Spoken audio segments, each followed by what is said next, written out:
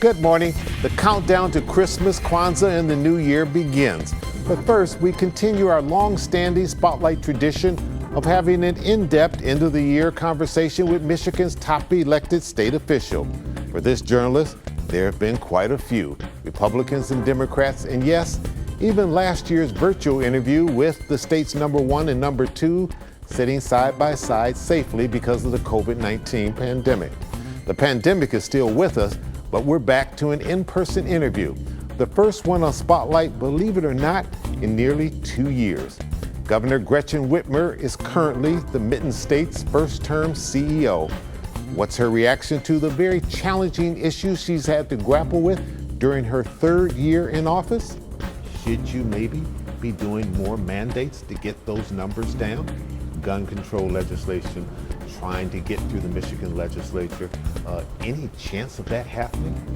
Have you given too many corporate incentives? If you knew then what you know now, 4 years ago, would you have run for this office? From the IBEW Local 58 Electrical Industry Training Center in Warren, Michigan, we'll look back and a look ahead. It's Sunday, December the 19th. I'm Chuck Stokes, and this is Spotlight.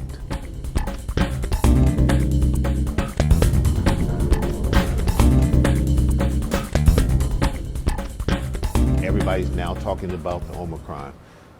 What else can you do, or are you doing, to try to combat that from spreading and surging even more here in the state of Michigan? Well, I think first, it's so important to recognize that our health providers are exhausted, and they have been on the front line of this pandemic for 2 years now, and they are exhausted. The best thing that the people of our state can do to support these incredible women and men who've been on the front line is to get vaccinated and stay out of the hospital. Don't add to the burden that our hospitals are already overwhelmed with. The work that we've done to ensure that it's easy to access a free, effective vaccine has ensured that over 70% of 16-year-olds and up in Michigan have been vaccinated. Of course, we've got more work to do, and when you see our hospitals being overwhelmed, it is, overwhelmingly the unvaccinated, and that's why I think the work we do around monoclonal antibodies, working with the federal government to give additional assistance to our hospitals, in the education effort to try to encourage more people to get vaccinated, those are all really important components to getting our state through this surge. In hindsight, should you maybe be doing more mandates to get those numbers down? Here's what I can tell you, Chuck. Throughout this pandemic, I have been conferring with my colleagues across the country. Every state in the Midwest is seeing high COVID numbers right now. It's getting colder, and we have chunks of our population that are unvaccinated. As you see how this virus is spreading and who it's most dangerous to, it's largely the unvaccinated. Every one of us has now transitioned from a place where we were using blunt tools of shutdowns and mandates to a place where we now have the tools. We didn't have vaccines. We didn't even know that masks could keep us safe and keep us alive at the beginning of this pandemic. That emergency situation is very different now because we have the tools. We know what it takes. The issue is persuading more people to avail themselves of it. So we're in a very similar situation as our neighboring states. I know that doesn't make people feel better. It's just important for perspective. Is there a number in Governor Whitmer's mind that if you see, in consultation with Elizabeth Hertel, that you'll say, okay, enough of this, I've got to go back to the mandates? There's not a number. I think that the potential of a variant that overcomes the efficacy of the vaccines is something that I hope we never have to see, but we know that viruses mutate. We know that this one already has many times over, and some forms of it are more dangerous, some forms are more contagious. We may see one in the future that is both. And that's why we can't say we're out of the woods, but we've come a long way. We have the tools we need to stay safe right now. We need more people to utilize them. The tragic shooting in Oxford, it affected everybody. I could tell that it emotionally affected you at the press conference as well. But now the hard part comes. What do we do with what clearly is a national problem, not just here in the state of Michigan. Gun control legislation, trying to get through the Michigan legislature. Any chance of that happening? Well, I can tell you, as a mother, these last couple weeks have been the hardest of a very tough term as governor. All of the global issues that we've had to confront. The one that I think has been the most gut-wrenching is the shooting in Oxford, and talking with the parents who lost their children or the parents whose children were traumatized, whether they personally were shot, which many were, or they'll just never be able to walk into school with the confidence again. This is a tragedy that sadly is uniquely American. It's a tragedy that played out long before the pandemic. And I would love to be able to tell all parents that we are going to take steps to make all kids safer through smarter policies when it comes to firearms. I'm interested in having that conversation. I would welcome legislative partnership to get it done. I can't do it alone. I'm going to do my part to try to find some common ground to keep our kids safe in schools. Have you had any significant signs from Senator Shirkey or Ruth Johnson or anybody else that the GOP, the loyal opposition to you, which controls the legislature, both houses, is willing to sit down and have a serious discussion about legislation that could receive bipartisan support? I can tell you, not yet. I will say this though, in the immediate wake of this horrifying scene that played out in Oxford, my focus has been to support the families. My focus has been to support the educators, to support the community. They've asked us to do better, that our kids deserve better. I believe that. And so while we've been responding and supporting families in the immediate aftermath, our work is just beginning to find common ground where we can take some action to keep our kids safe and ensure that our places of education are places where our kids aren't always scanning to figure out how to escape a room, but where they can focus on their education. I'm going to be reaching out to the legislature in the coming days to see if we can start that conversation in earnest. All right, Governor, we need to take a quick little break. We'll come right back and we'll have you reflect back on 2021, the highs and the lows. We'll be right back. Stay with us.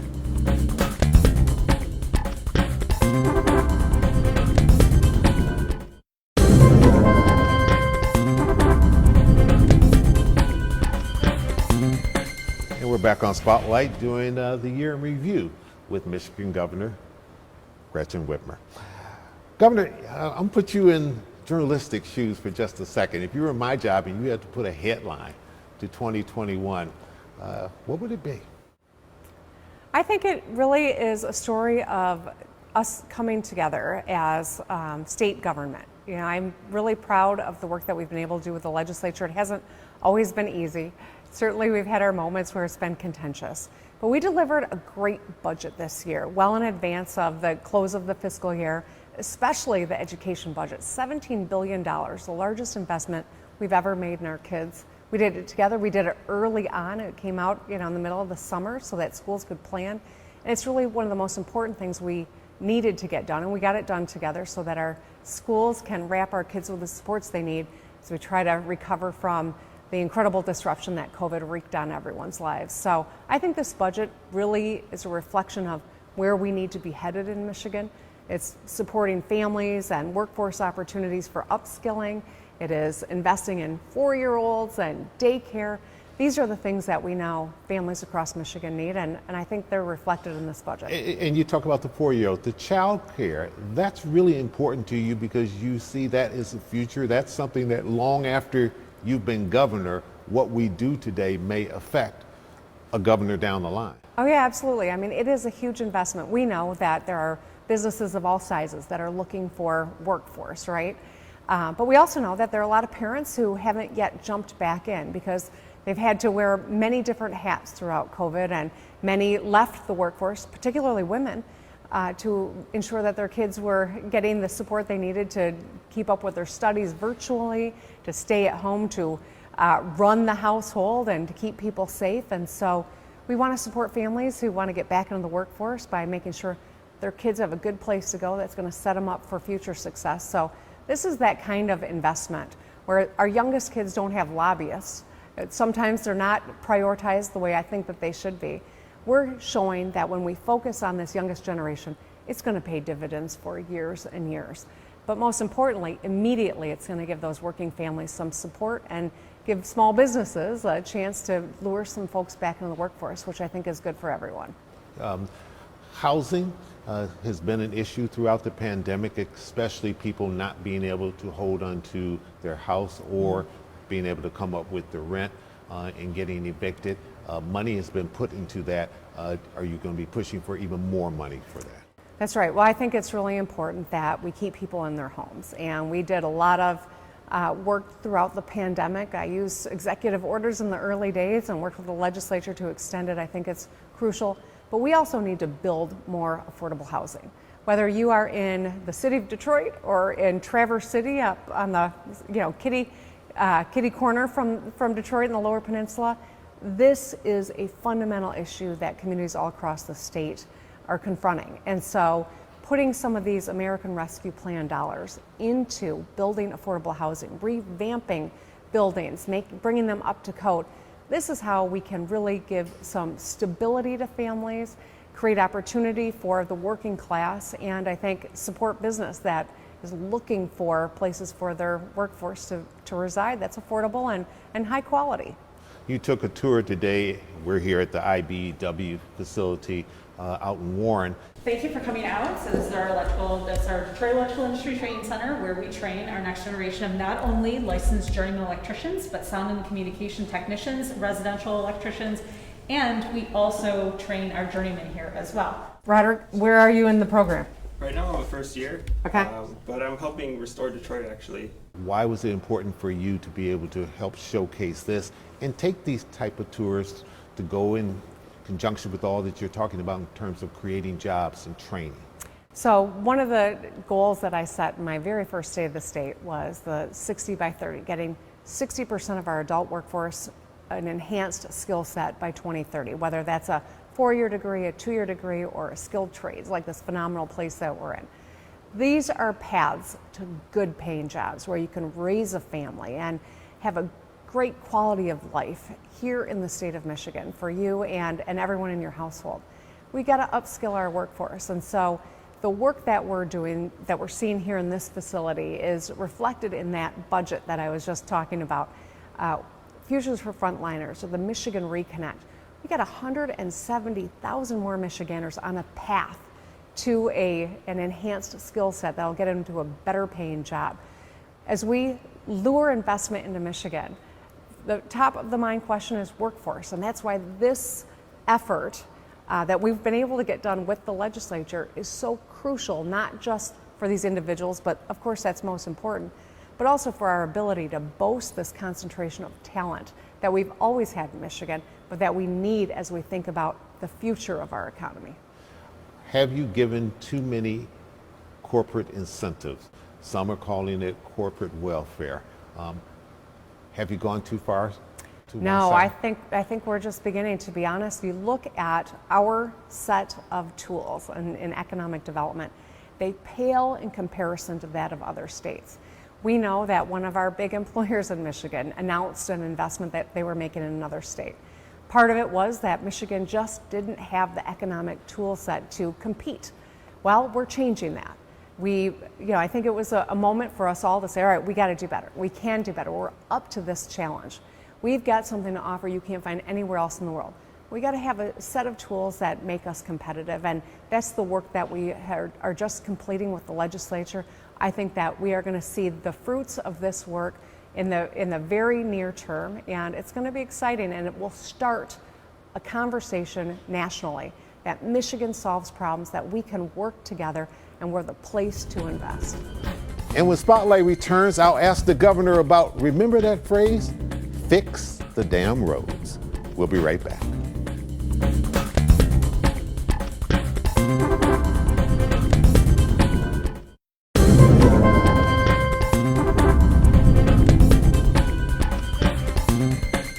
Fixing our roads and safe drinking water.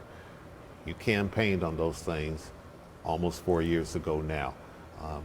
Have you done enough in those areas so that you can campaign on it again? Well, I think we've done a lot. There's always more to do. This is decades of underinvestment coming to roost now, right?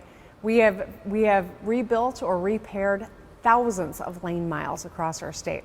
You look out, there are orange barrels in almost every county of the state, and that's because we are moving forward.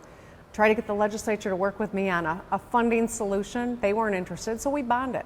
Now we're going to have additional money coming in from the federal government thanks to the infrastructure plan signed by President Biden. This is only going to enhance our ability to move dirt, to rebuild bridges and roads, and build up internet across the state, broadband, and water infrastructure.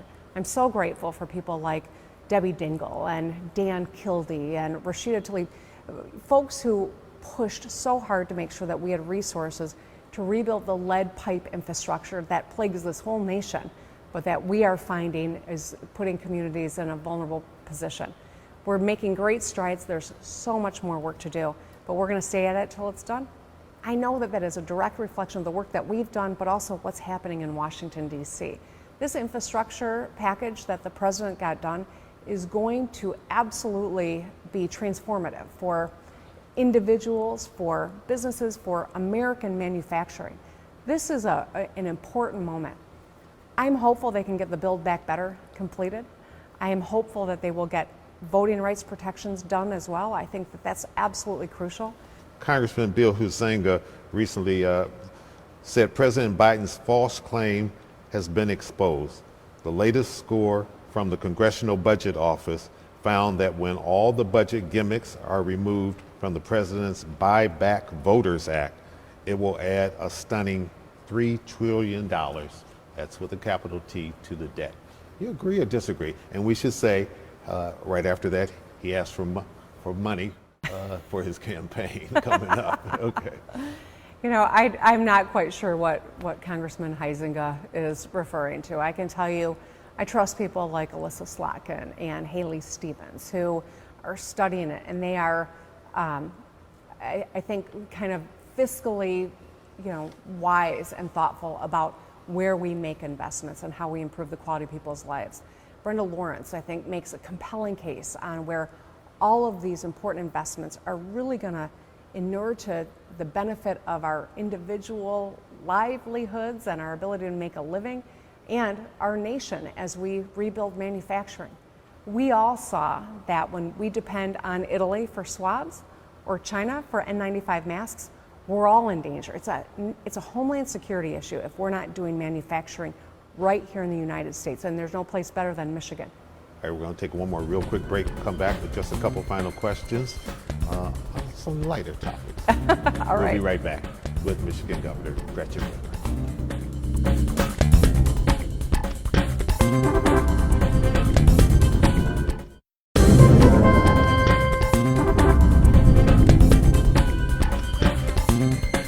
2022 gubernatorial election year. If you knew then what you know now, 4 years ago, would you have run for this office? You know what, even on the hardest day, and certainly when you see all the threats that have been made, and certainly that plot, the notorious plot that the whole world found out about, even on the hardest day, I feel very fortunate to be the governor of Michigan. I love this state.